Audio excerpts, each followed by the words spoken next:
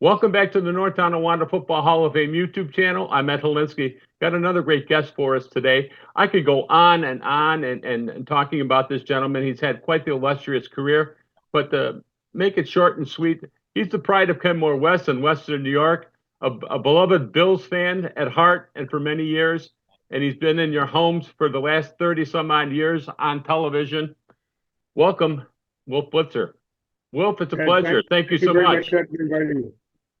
I don't know where to begin with your career. You were born in, I believe, born in Germany, came over. Your grandparents and aunt and uncle perished in Auschwitz during World War II. Your parents, decided to make a life in Western New York, but it brings up the point, why Western New York as opposed to anywhere else in the world? It wasn't really their decision. When my mom and dad, both of whom were Holocaust survivors, when they survived the World War II in Nazi slave labor camps, they met after the war. And shortly after the war, in 1948, the U.S. House of Representatives and the U.S. Senate passed what was called the Displaced Persons Act of 1948, which granted immigration visas to 400,000 displaced persons, Holocaust survivors, refugees, others. And one day my dad was in Munich, Germany. He sees a long line. And he said, in those days, you see a long line, you go wait in line. There must be something good at the end of the line. So he goes and waits in line. And then after a half an hour or so, he says to the woman in front of him, he says, Fräulein, by the way, why are we waiting in line? And she says, visas. My dad said, visas for what? Visas for America. And he waits in America. He couldn't believe it. He waits in line, gets to the front of the line. He signs himself up. My mom had, a sister, a younger sister, a brother who survived. My dad had a younger sister who survived. He signs them all up. Within a few weeks, they got the immigration visas to come to the United States. But the U.S., as part of the process, would tell you where you were going. So they said to my dad, "You're going to Buffalo."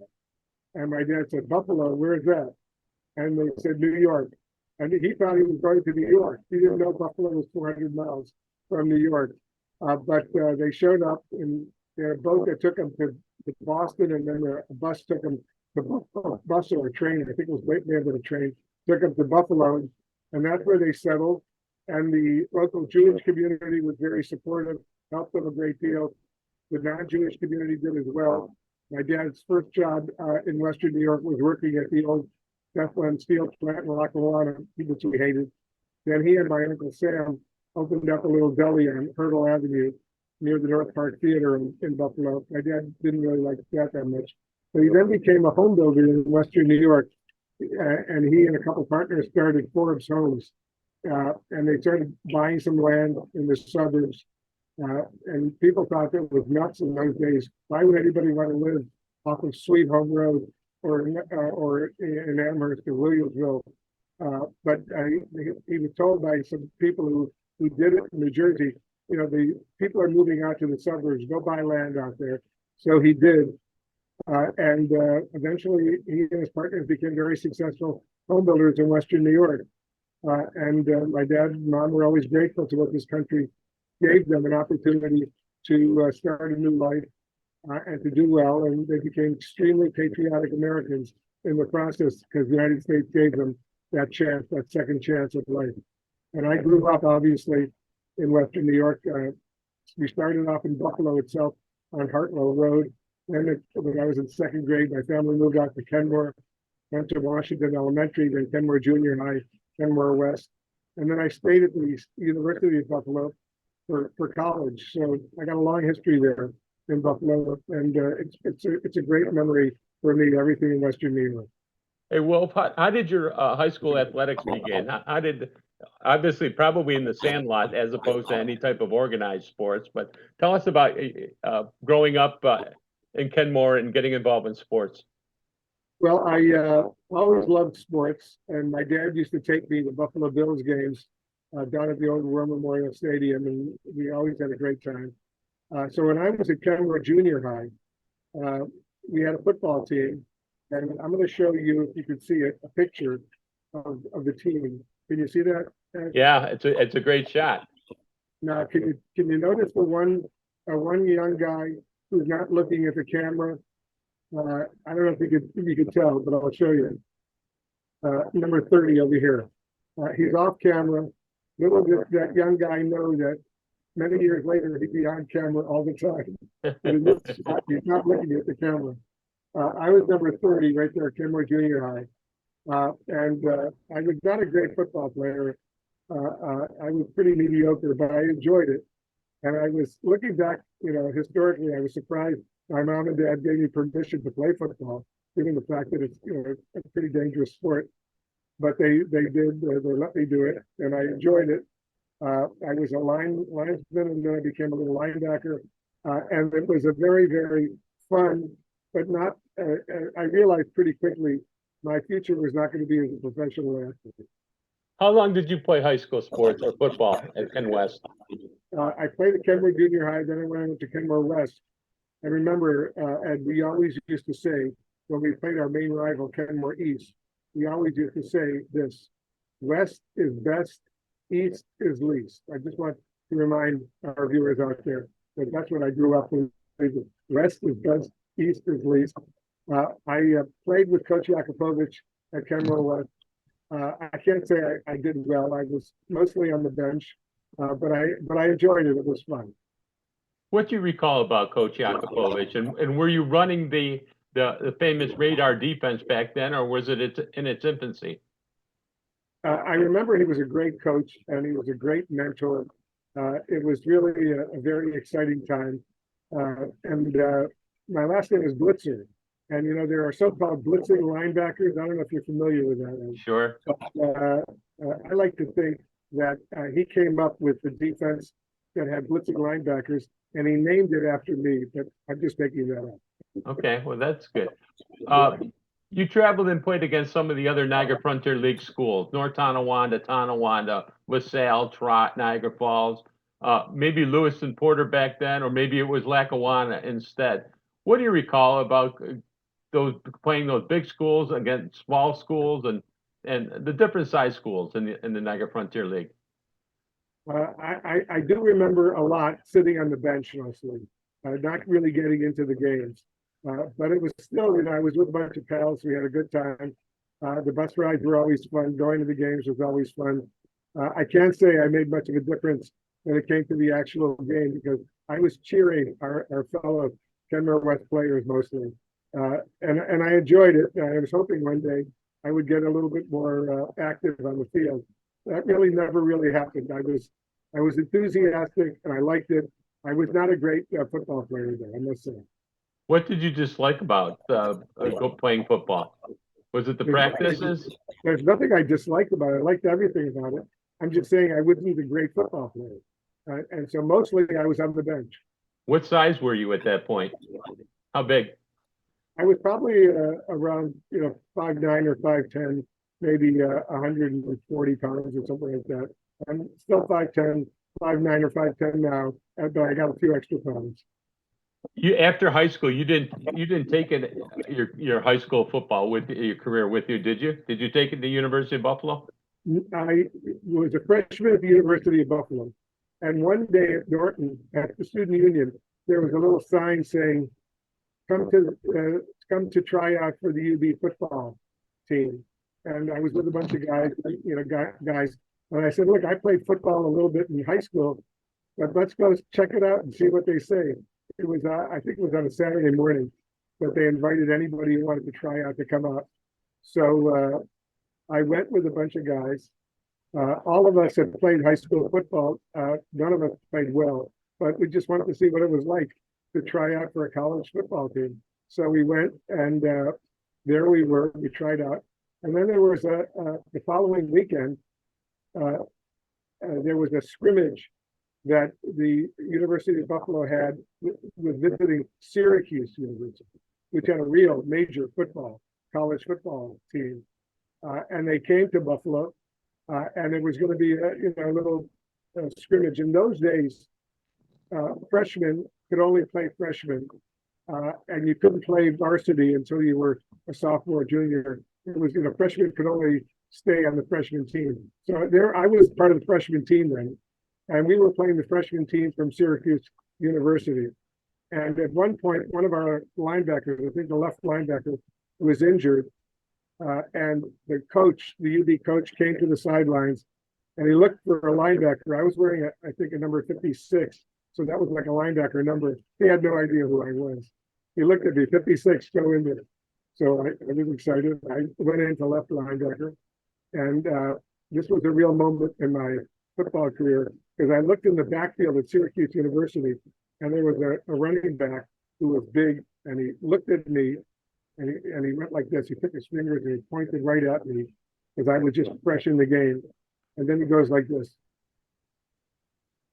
And he's going to really run after me. And I said, geez, I'm really nervous about that because this guy was big. He looked strong.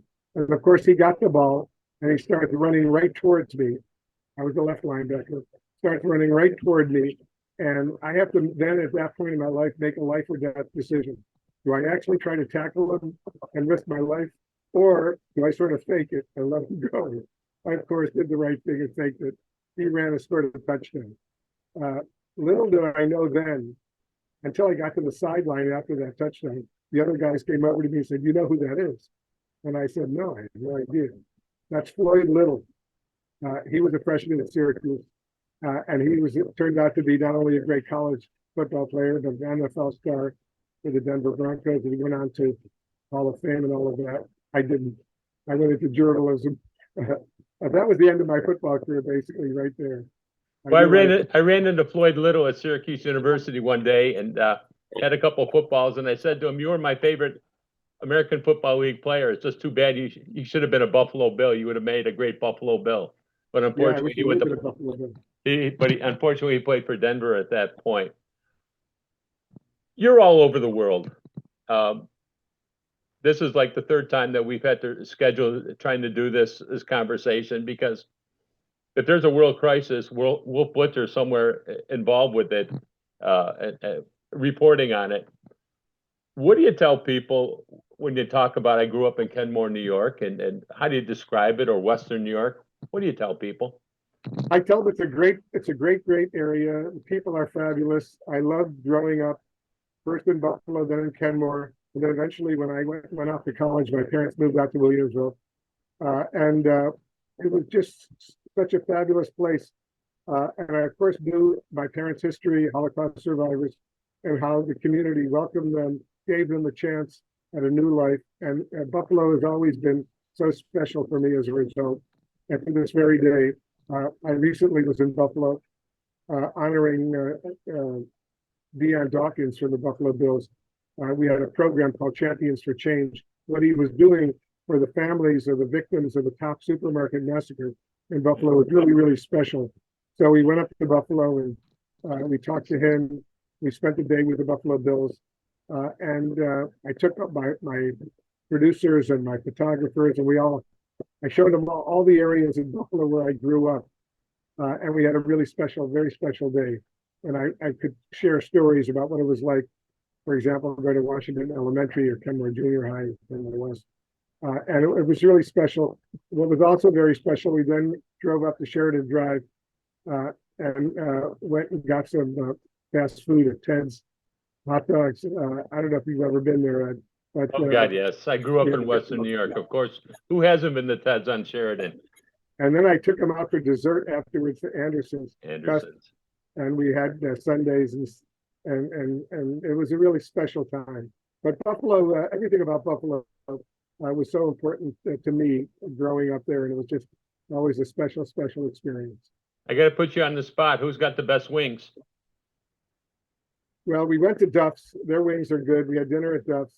But I'll ask you, you know where Buffalo wings were created? Anchor Bar. Of course. So that was a good question, and I've been there many, many times. So I love the wings. I love everything about it. Did you ever sit back and think and pinch yourself and said, what a great career I've had, and not bad for a kid who grew up in Buffalo and in Kenmore? I think about it all the time. I'm really grateful. I've been with CNN now for 33 years, and I've traveled all over the world for CNN.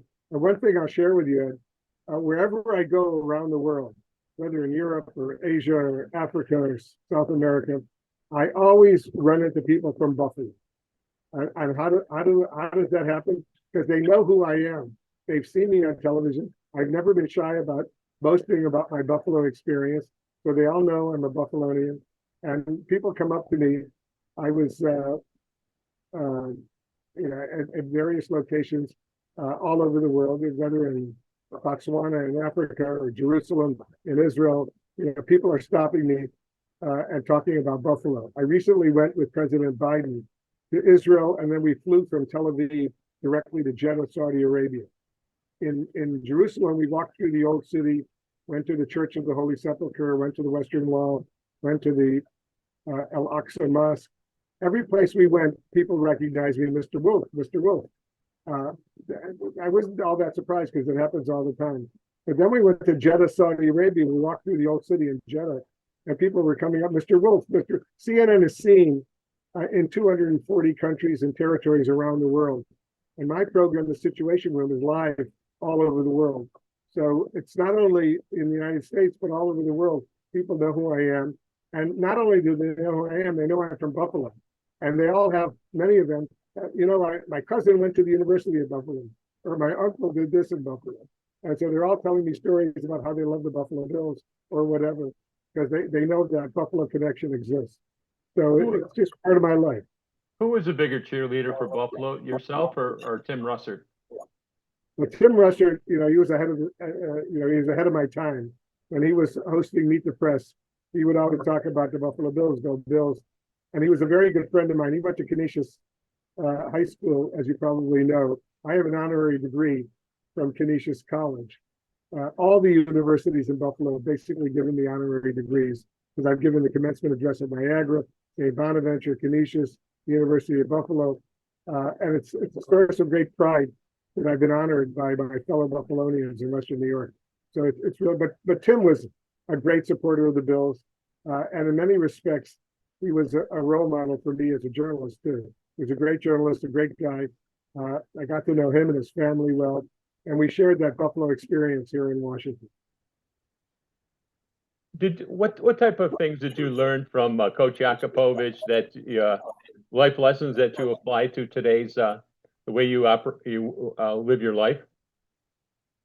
He was such a decent man, Coach Yakupovich. He really focused in on not just the football, but everything that goes into it, and being honest and showing up for practice and helping your fellow teammates, and not becoming like necessarily a superstar, but it was a team effort. And one thing I remember, he was really devoted to defense. We got to stop the other team from scoring touchdowns. Really important. And those kinds of lessons, they stay with you. And I'm really grateful to him for helping me not only learn a lot about football, which of course did not turn out to be my career, but learning a lot about life. And it was just a wonderful experience with me. Who might you be close with from your high school football team these days? I don't know if I'm close with anyone from my high school football team. A lot of the guys I grew up with at Kenmore, I still see them. I've gone to my high school reunions. I was very good friends with, he didn't play football, but he was one of my best friends at Kenmore West, a guy named Carl Vizzi, who unfortunately died a few years ago. I've been a little bit in touch with his family, but he was one of my best friends growing up in Kenmore, and I have a lot of good friends there. But none of them really were on the football team. Would you change anything with your life? I think my life has been pretty good. I can't complain, and I'm very happy with how things have unfolded. So I just don't want to look back and say I wish I would have done this. I mean, the fact that I found a career in journalism was so great. I always tell young people who are in college and they're applying for internships at CNN, I always tell them, if you can combine your personal passion and your interest with your livelihood, you will get up every morning, look forward to going to work, and you'll do it a lot better.